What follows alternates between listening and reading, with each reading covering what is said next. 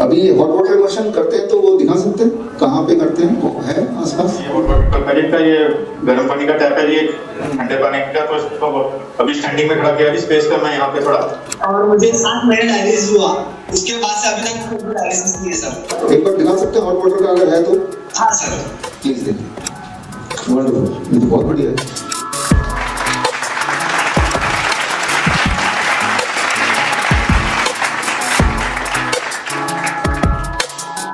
मेरे साथ अभी डॉक्टर बिस्वरूप रॉय चौधरी और आचार्य मनीष जी दोनों ही जुड़े हुए हैं। सर, आप दोनों का बहुत स्वागत है सबसे पहले चैनल पे।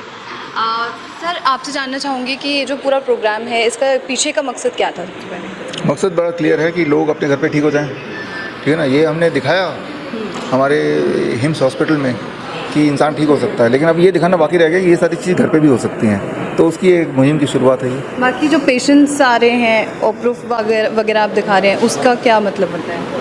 पेशेंट को हमने बोला घर पे रहो, और घर पे कैसे ठीक होते हैं, घर पे ही अपने हॉट वाटर इमर्शन, घर पे ही अपनी डाइट सारा थेरेपी आप दिखाओ। तो पेशेंट जूम पे आएंगे, व्हाट्सएप वीडियो पे आएंगे, उनके रिपोर्ट्स यहाँ पे रहेंगी। आचार्य जी, आपका क्या कहना है? ये जो पूरा प्रोग्राम हो रहा है, ये सारी चीज़ें आ रही हैं, उसके बारे में क्या? ये प्रोग्राम एक मुहिम की शुरुआत है कि भारत में जो हमारी पुरातन चिकित्सा पद्धति है उसको बढ़ावा मिले और विदेशी चिकित्सा पद्धति को हम नमस्ते कर दें। 75 साल हो गए देश को आज़ाद हुए हुए, एक ऐसी चिकित्सा पद्धति हम पे लाद दी गई जिसमें ना तो कोई इलाज है, एक भी बीमारी ही नहीं है जो उसको वो ठीक कर पाते हो। हर गोली का, हर दवाई का साइड इफ़ेक्ट है। पता नहीं वो चिकित्सा पद्धति को बढ़ावा किस बात पे मिल रहा है, हर जगह वो चल रही है। और जो हमारी भारतीय चिकित्सा पद्धति जो बिना साइड इफ़ेक्ट के निरापद है, उसको दबाया जा रहा है। आप बताओ, आयुष्मान योजना है, कितने साल हो गए देश को आज़ाद हुए, आयुष्मान योजना का नाम आयुष्मान है, लेकिन उसमें आयुष है नहीं, पता नहीं मान किस बात का है। तो सीधी सी बात यह है कि हमारी मुहिम है कि भारतीय चिकित्सा पद्धति को बढ़ावा मिले, और जो भी डॉक्टर साहब सिखाते हैं, आयुर्वेद नेचुरोपैथी सिखाता है, वो व्यक्ति घर पर ही अपनाए और बीमार हो ही ना। मतलब हम कह रहे हैं कि prevention is better than cure. बीमार होने से पहले ही इंसान ठीक रहे, और जब बीमारी आ जाती है तब इतना घबरा जाता है, उसका घर बिक जाता है, उसका कर्जा चढ़ जाता है उसके ऊपर लोन चढ़ जाते हैं, और वो व्यक्ति मतलब सड़क पे आ जाता है।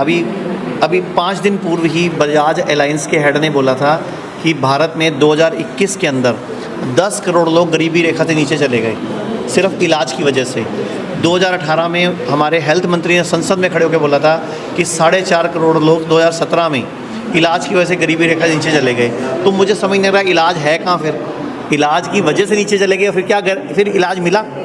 डॉक्टर साहब एक बोलते हैं ना कि कई बार कि मुझे कोई एक गोली का नाम बताओ जो किसी एक बीमारी को ठीक करती हो, तो फिर नहीं है। तो ये हमारी मुहिम है कि भारतीय चिकित्सा पद्धति को बढ़ावा मिले, और सभी लोग हेल्थ इंश्योरेंस कराए।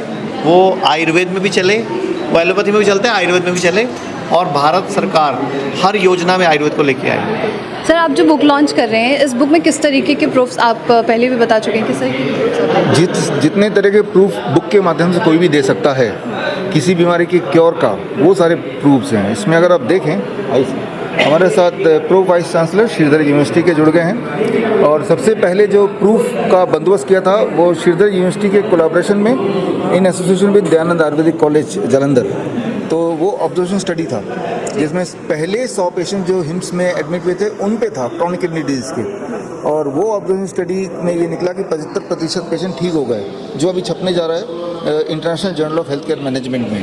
तो जो प्रूफ की बात कर रहे थे, वो प्रूफ जैसे मान लो ये एक पेशेंट है, इस पेशेंट का समरी यहाँ दिया है, ये QR कोड दिया है, ये QR कोड को स्कैन करते ही इसके वीडियोस, इसके सारे रिपोर्ट्स, हॉस्पिटल के नाम, हिस्ट्री सब यहाँ पे आ जाएगा।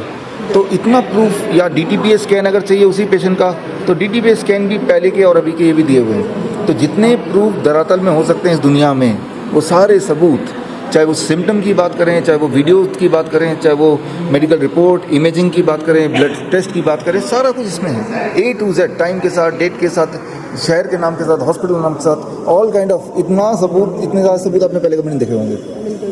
अच्छा सर, आपसे एक और सवाल होगा मेरा। आजकल बहुत सारी चीज़ें मार्केट में चल रही हैं, आपके बारे में अफवाहें भी उड़ाई जा रही हैं, उन पर आपका क्या कहना होगा? देखिए, जब लोग ठीक होने लगते हैं तो कुछ लोगों को नुकसान ज़रूर होता है। जिनका डायलिसिस सेंटर है, जिनका इंसुलिन की दुकान है, जिनका ब्लड ट्रांसफ्यूजन का हॉस्पिटल है, उनको नुकसान होने लगता है। तो ऐसे में वो खाली नहीं बैठेंगे, कुछ ना कुछ तो करेंगे, चाहे खुद सामने आए, चाहे किसी और को सामने करें, करते चलते रहेगा। हमारा मकसद है कि लोग अपना डॉक्टर बने, हमारा मकसद और कुछ नहीं है। वो डॉक्टर बने और घर पे ठीक हो जाए। बिल्कुल। राइट। तो मुंह तोड़ जवाब अगर आपको देना है तो आपको यही करना है कि घर पे ठीक हो जाओ, ना तो आप हमारे पास आओ ना किसी और के पास जाओ। बिल्कुल। अच्छा सर, अब ये जो पूरा इवेंट है इसके बारे में आपका क्या कहना होगा? मैडम, जैसा भी डॉक्टर साहब ने बताया, इस सोसाइटी के लिए बहुत अच्छा काम कर रहे हैं, फ्री सेवा कर रहे हैं, तो लोगों को खुद को डॉक्टर बनाना सिखा रहे हैं। मैंने खुद ने डेरा बस्सी और जयपुर हॉस्पिटल विजिट किए, वहाँ पेशेंट से मिला हूँ, और ग्रेड सिस्टम जैसे डॉक्टर साहब ने बताया, वो ग्रेड सिस्टम हमने सबसे पहले देखा और इसी ऑडिटोरियम में हमने देखा था। तब सर ने बताया था, रिसर्च को देखी हमारी medical team plus Ayurvedic Jalandhar college वालों की टीम, जिससे रिसर्च किया, देखा, इनके रिजल्ट्स देखे और उनसे इतने इंप्रेस हुए कि श्रीधर यूनिवर्सिटी ने डॉक्टर साहब को एक ऑनररी PhD अवार्ड किया। तो रिजल्ट है तभी हम दे रहे हैं। हमारे साथ यहाँ पे यहाँ देखेंगे तो एडवोकेट अश्विनी उपाध्याय, जो देश के PIL मैन के नाम से जाने जाते हैं। पब्लिक इंटरेस्ट लिटिगेशन सबसे ज़्यादा अगर देश में किसी ने फाइल किया और उसमें जीत हासिल की तो वो आपके सामने है। और आज सर का यहाँ आने का मकसद है कि भारतीय जो सिस्टम ऑफ मेडिसिन है वर्सेस जो फॉरेन सिस्टम है जिसको थोपा गया है, तो हम तो सिर्फ पेशेंट को अवेयरनेस कर सकते हैं, लेकिन कानूनी लड़ाई अगर कोई लड़ सकते हैं तो इस देश में तो वो सर हैं। सर थोड़ा सा बिल्कुल बिल्कुल, इस इवेंट के बारे में, सारी चीज़ों के बारे में सर। देखिए, पहली बात तो मैं आचार्य मनीष जी और डॉक्टर विश्वरूप जी को धन्यवाद देना चाहूँगा। ये वो कार्य कर रहे हैं जो सरकार को करना चाहिए। हमारे संविधान कहता है कि आप भारतीय चिकित्सा पद्धति को बढ़ाइए।